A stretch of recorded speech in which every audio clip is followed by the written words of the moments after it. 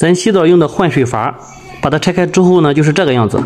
我们来看一下家里洗澡用的换水阀常见的故障，一个是漏水，还有一个呢就是水小堵了。那么我们要解决这些故障呢，需要把这个换水阀拆开。今天呢，我们就把它打开看一下。这种换水阀我们常见漏水的地方有哪些？这个接口，还有这个接口，还有这个阀芯这个地方，还有就是接花洒的地方。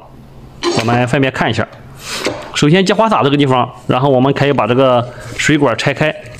拆开之后呢，里边有一个皮垫，多数这个皮垫不好了，更换一个皮垫就可以。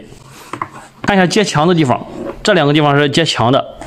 这个地方呢，我们可以把它打开。一般是用扳手，这两个螺丝是可以拧开的。拧开之后呢，就可以把这个地方松下来。这边也是这样，这样就把换水阀从墙上拆下来了。接头上有两个皮垫，如果这个皮垫不好了，也会漏水，或者是这个地方你紧的轻了，力度不够，也会漏水。一般是皮垫不好了，更换个皮垫就可以。我们再看这两个东西是能拆下来的，需要用一个大一点的内六角，这边有一个丝扣，然后把它放在上边。这个地方呢，它是个反丝，不是个正丝，我们要反方向的，然后来松开。松开之后是这个样子。如果这个地方的这个皮垫如果坏了的话，或者老化了，这个地方呢也会往外漏水。这个时候呢，我们可以这个地方处理一下，你缠点塑料袋也可以，或者是自己做一个这样的皮垫也能够解决。打开能看到里边就是这个样子的。我们再看，如果这个地方漏水的话，怎么来解决？首先这个把的下边有个小盖片，把这个盖片拨下来。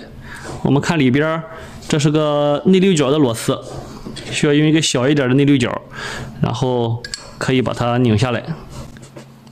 松开这个内六角的螺丝之后，这个把就可以取下来，就是这个样子。这个呢就是里边的阀芯，我们需要把它打开看一下。首先上面有一个盖可以旋转，这个是个装饰盖吧，取下来。取下来之后呢，这一个大片的，这一个就是个压紧的螺丝，相当于把阀芯压紧在这一个阀体上，需要用一个扳手。这个丝扣是这样的，它就是靠这个紧的力度压住这个阀芯，然后跟里边贴紧。打开之后，这个是阀芯，这个阀芯是塑料的啊，有好一点的是藤芯的。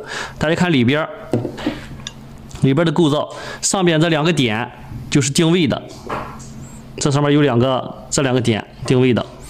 然后呢，有3个孔对应着这3个口，如果这3个皮垫老化，它就会压不紧，压不紧的话也会漏水。